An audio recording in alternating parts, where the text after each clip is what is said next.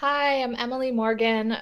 One of the best pieces of advice that I've ever received is if you can change your mindset, you can change your life. Ooh, mindset shift. Love that. So, Emily, where did you learn that? Where in your career were you, and how have you used that? Yeah, I think I probably learned that from Deepak Chopra. I do a lot of work with meditation for myself and follow a lot of the principles that we learn in his sort of meditation classes. And I think I started meditating probably about 4 or 5 years ago. Interesting. So, meditation. That's interesting. So, as a business owner, how do you make time to meditate, Emily? And how has that benefited you? Yeah, I mean, I have a lot of boundaries with my time. So that's sort of step one is that, my mornings are sacred for these sorts of things. But I just have found that, if I'm not healthy, the company's not healthy. So it's really important to me that I always, take time to center myself before I'm trying to come in and lead 45 people. So. Wow. So, how do you keep morning sacred though? I mean, setting boundaries is one thing, but then keeping that boundary is another thing. So, how do you make sure that happens? How do you make sure that your mornings really are sacred? So a lot of it has to do with my calendar. So we've set up some rules with the people that run my calendar around I don't take meetings or calls in the evenings, on the weekends, and in the mornings I typically don't start taking calls till about 10:30. So that gives me time to get my son out the door, um, go see my chickens, which is meditative for me also, and fit a workout in, all that sort of thing. So I think it's just about establishing the boundaries that you want for your life, and then your team helping you execute on that, protecting you from it. Yeah. And it's So, not perfect. of course, right? Nothing is. Nothing is. That makes sense. So, but you just said something there. Your chickens are meditative. Isn't meditation just no? Tell me about meditation for you. Meditation for me, I learned to meditate using this app called Headspace. And what I learned about meditation is like it's just a way for your brain to sort of disconnect from all of the distraction, thoughts, all the things that sort of like pull us in a million directions. So for me, it was about, they taught me like, it's like you're up in the clouds looking down and you can see everything beneath you, but you're sort of up here floating. And that's what meditation does for me is it lets me unhook my brain from whatever crazy things are going on. Wow, that's awesome. Well, that sounds a lot like also right, getting our energy right and making sure that that's all correct. And one of the you shared with me an ebook that you wrote about delegation being an energy management system. So does meditation fit into delegation? Is it something part of that process, or talk to me about that? Yeah, I mean, we like to teach, one of my sort of foundational thoughts with delegation is that unless we're really clear on what we want to spend our time on and what we're here to contribute, we shouldn't even be delegating because what will happen is we'll clear things from our plates. And then if we're not really clear what we want to do instead, we're just filling it with more and more stuff. And then we never really feel leveraged. We never feel impactful. So I think meditation helps us bring a really clear mind and heart to that conversation because we're taking time to invest in ourselves. Okay. So that's probably why I suck at delegation, because I don't always get clear on that. So that's I mean it's kind of interesting as you say that. Like, it makes me think and reflect here about my failed efforts at delegation. But with that, energy management, right? Is that because we want to give more energy to like what fires us up and less that sucks? Or tell me a little bit about how you define energy management so we can talk about that. Yeah, I think as entrepreneurs, the number one thing that we have to bring to the world is our energy around whatever it is we're here to make an impact around. So I believe that the world needs all of us leveraged, especially entrepreneurs, because the more leveraged we are, the more we can impact and create and sort of innovate. So to me, delegation is the tool that really helps us manage our energy away from things that make us stressed out, tired, exhausted, frustrated, and into work that really energizes us. Wow. Okay, so we define that, and then we can delegate out, right, the things that we're not so good at. And you mentioned that delegation and delegating well is really a three-part process. You talk about discipline, art, and science. So take us through the discipline first, and then we'll move into the other two as we go here. Yeah, so discipline is all about our own awareness of ourselves and what it is that, one, we're here to contribute, two, our commitment to actually clear these things from our plates, and three, being aware of our own behavior. So a lot of the times we are the bottleneck. I would say most of the time we create the bottlenecks in ourselves. So this discipline piece is all about our own awareness, to commit to see things through when we hand them off, commit to stay out of the way when we hand them off, and commit to be aware of our own behaviors that might slow our teams down. Okay, all right. So how do we, do we get more discipline? I mean, you talk about that we can change, right? So we can change things. How do we find that more discipline? Because I think that's a dirty word for some folks. Like, oh, I don't want to do that stuff. I want to do the fun stuff. So tell me a little bit more about how maybe we find that discipline.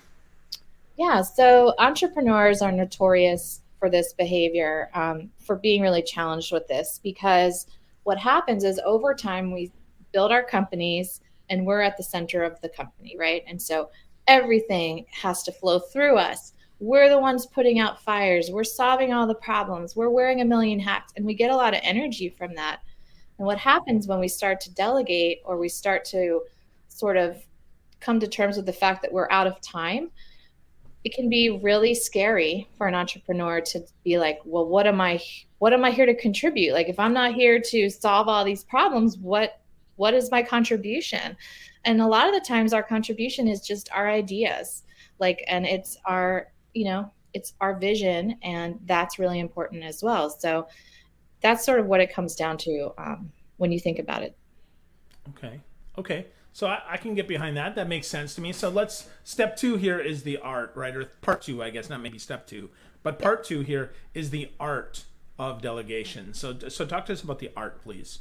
Yeah, the art is all about what you're going to delegate. And that's really the fun part for a lot of people, because it's the part where we're going to have someone do our scheduling, have someone do our inbox. And what I would caution you about here is, like, we always want to start with our goals. We always want to focus on delegating things that tie to the larger picture that we're trying to accomplish, for the quarter, for the year, whatever. There's always delegations hidden in there. And then we always want to look for things that are repeatable, things that we're doing more than once. Those are things that are easy candidates for delegation. And then we'll look for the low-hanging fruit. What are the things that are just time wasters for us? I'm sure we could rattle off a million of those: ordering flowers, booking massages, doing flights. Those are all candidates for delegation that most people, would immediately start with. And then compartmentalizing them. So taking a larger project or activity that you're working on and being able to work with your support partner to unpack all the different things that need to happen for that to get to done that you don't necessarily need to do. So, ideally that's 80% of a project that you might be working on. Wow. So okay. So that we'll go into science here, but one of the things that I hear is, well, I don't have the money to delegate, right? I can't afford to do that. And I love that in your ebook that you talk about the math of not delegating well. That I was like, whoa, that totally blows my mind and totally makes sense. So can you explain that a little bit for folks that might be new to that idea? Yeah, it's about knowing our worth, right? So if you take your annual salary or your desired annual salary and you divide it by, on average, 2,080 hours, that's basically a 40-hour work week if you want to work 40 hours. And you figure out what that number is for yourself. And then typically it's $100 or more, right, that we are paying ourselves. So if you kind of flip the conversation, you're paying yourself $100 an hour to do work that you hate doing, that drains your energy, that isn't moving the business forward. And you could pay someone else, 20, 40, $60 an hour even to do that exact same work. And so one, you're freeing up your own time, and two, you're saving money. Yeah, and three, it gives you the energy to do higher value stuff, so you can keep earning that $100 an hour instead of just the $40 or $60 an hour. Right? Am I getting this right? Right. And that's where my earlier point comes in. If you're not clear on the things that you're going to do that are really the most impactful, then this isn't going to be an equation that makes sense to you, because you're like, but I'm really good at all these putting out fires and cleaning up messes and solving everyone's problems. Yeah. Wow. Yeah, definitely got to get clear on those goals. Makes good sense to me. So with that, right? We have discipline, we have art. Now the science here. This is probably the one that maybe I think people start with this. It seems like that they start with the science. So talk to us about the science of delegation and why how we can leverage this. Yeah. So if you think about the discipline, all right, you're disciplined, you got the mindset, you are clear on what you want to spend your time on, you get through the art step and you figure out what you're going to hand off. This last piece of it is really about how you systematically hand it off to someone else. So there's some best practices that we recommend when you're handing things off to other people, but it's all about how you're getting it from your plate to someone else's plate. So that's the science piece. Okay. All right. So we can do that. Three parts. Step. Okay, discipline, art, science. Got it. So how did you come across this? Are you an accountant, a process person? I mean, where did you get started in delegation, Emily? Because I know this is your whole jam. I mean, Delegate Solutions is your company and this is what you do. So how did you get started doing this? Yeah, so my background before starting my company 15 years ago is I was an executive assistant. So I sat in the seat of being delegated to. And then I started my business and I was being delegated to, because when I started the business, it was really just me. And I was the assistant to lots of different people. And then as my company grew, I in turn got more entrepreneurial. All of a sudden now I'm the one delegating to all different kinds of people. So I have this 360 experience with delegation that, I understand the best practices of how to hand something to someone, what to hand, and then how to sort of move things forward if I'm being delegated to. So even as the owner, you still get delegated to? I mean, what do you do? Just say, no, I'm the owner, you do that? Or how do you handle that if somebody does delegate to you? Well, remember, we're talking 80-20, right? So if I'm handing a project to one of my team members, there's still 20% that I'm likely accountable for if it's a larger project. And so what I mean by that is someone works on something and they say, hey, I've got this ready for you. And then I still in turn have to now review it, give feedback, action it. So it's sort of, that's what I mean by delegation. Okay. No, that's cool, and that makes sense, right? And that feels better about that. So, what gets in the way of delegation? You call these bottlenecks. So, talk to us about some of these delegation bottlenecks that we're the cause of as the entrepreneur, as the business owner. Oh my gosh, there's so many. We've boiled it down to 5 behaviors that, as entrepreneurs, we all do. And so we wear these bottleneck types throughout the day. The first one is called the hero. So we all heroes. We love to save the day. Our team has really been conditioned to run everything through us. We're notorious for this because we can sometimes attribute our own self-worth to it, and we get a lot of energy by feeling like we need to solve all the problems all the time. So this can be really frustrating for our teams. The second type we call the interventionist. So this is the person who loves to be looped in. It's a traditional micromanager, and this stems from a real lack of trust that anyone can do it as well as we can. Sometimes if you think about like scar tissue that develops over time, the interventionist kind of comes out of one failed delegation after the next. The third type is the isolationist. So this type loves to just say, I'm just going to do it myself. And what happens is it becomes impossible to delegate at that point because you're not available to have any conversations with anyone that you might try to delegate to because you're too busy doing it yourself. And this just creates like an ongoing cycle of bad behavior. The fourth type is called the Time Optimist. And this is like the one I always struggle with. Even though I'm like very structured and scheduled, I could definitely be unrealistic about what my team can do given the time and resources that we have. Um, and what's important when you're a time optimist is to show a little restraint and to respect the goals that have already been established. And the same is true with the fifth type, which is the dreamer. Dreamers, entrepreneurs in particular, we love to ideate, we love to share big ideas. And the thing to understand when you're a dreamer is that you're living in ideation, your team is living in execution. And so they're hearing, whenever you're riffing and you're sharing ideas, they're hearing, oh my God, now I have to action this. Now I have to action this. But I thought I was supposed to be working on this. Oh crap. Is this more important than that? And so there's this friction that comes out of, a traditional support partner, very detailed, very sort of precision mindset, with a dreamer who's very like, woohoo, this is so exciting, like chasing squirrels.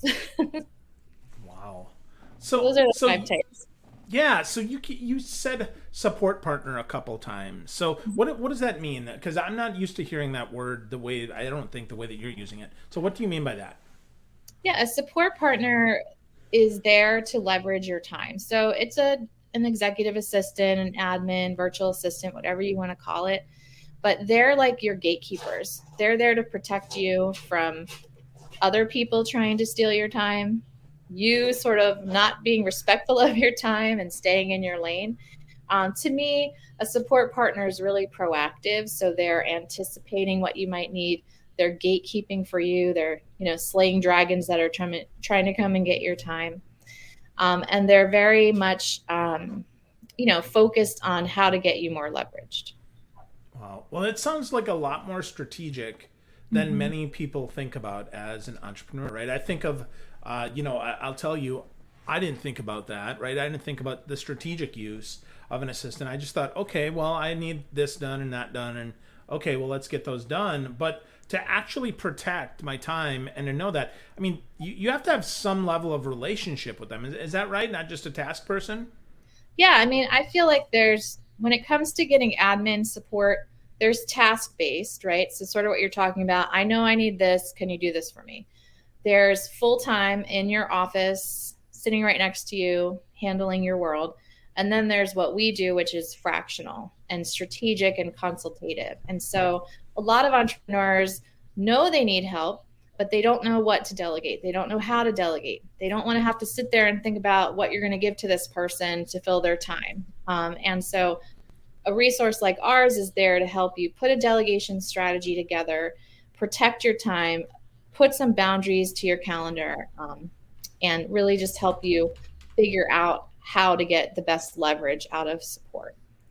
So there's, I think, multiple ways that you can get help. It's just a matter of, one, how much do you want to actually manage it?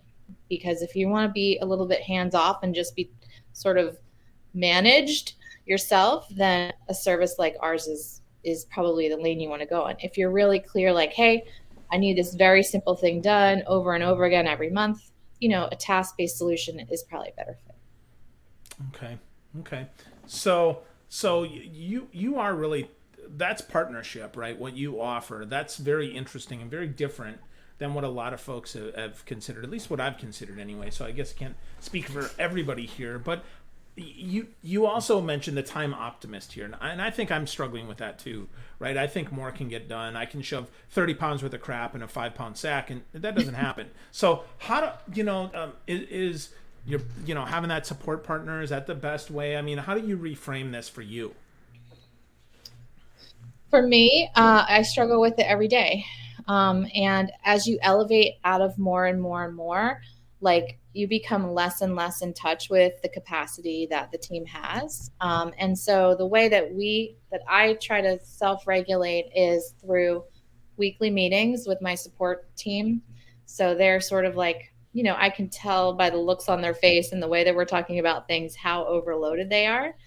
Um, and then, we run on EOS, the Entrepreneur's Operating System. So we have very clear quarterly rocks, annual goals. We're very precision oriented when it comes to what we're focusing on for the quarter. So that's sort of how I try and regulate. And then they'll, we use a parking lot as an example. So I'll say, I really want to work on this. And then I'll get pushed back. You sure? Because we're also working on boom, boom, boom. Okay, well, let's put on the parking lot and let's talk about it next week. So you don't lose the thought. The thought and the idea is still respected, but there's a holding place for it. Yeah, that's good. That feels better and more Yeah. manageable and more doable there. Okay, so all right, so I'm committed to delegation. I got your 3-part system here. I know the bottleneck behaviors. What are some other pitfalls that I need to be aware of, or concerns that I need to think about before I get started along the path of delegating?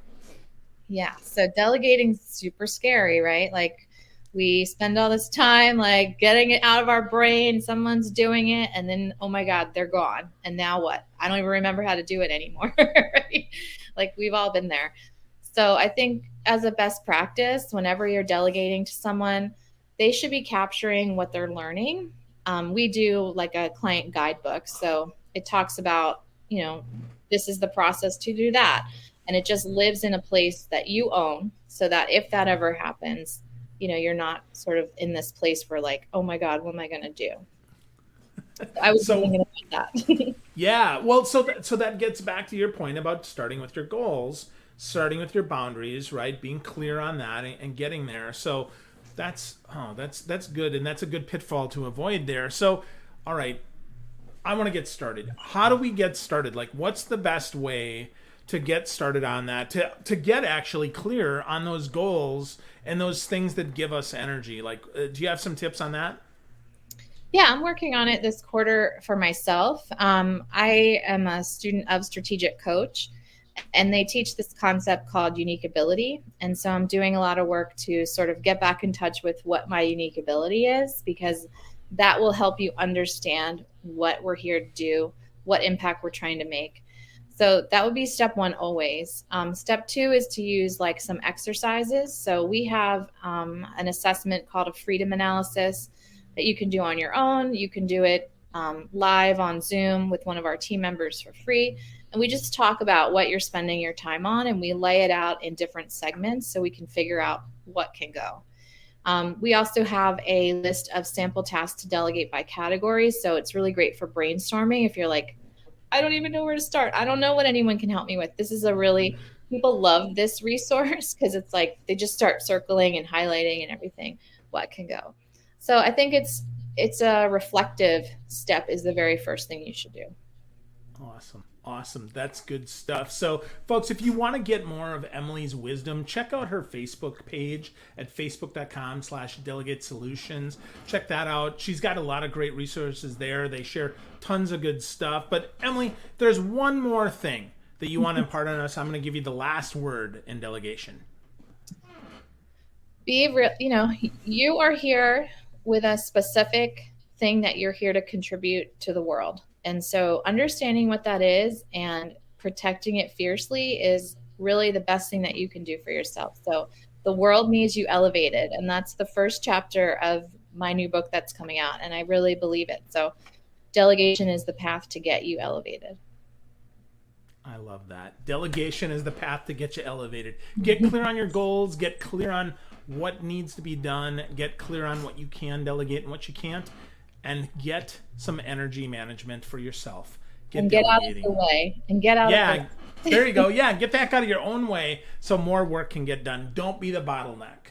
Yep. So that's awesome. Thank you, Emily, so much for sharing some of your insight with us. I certainly appreciate you, and certainly appreciate everyone that's watching and listening here. Ben Lichtenwaller says that we are the bottleneck. Awareness is key. Great points, Emily. So thank you, Ben. Thank you, everyone. And Emily, thank you so much to you. I appreciate you very much. Great to see you.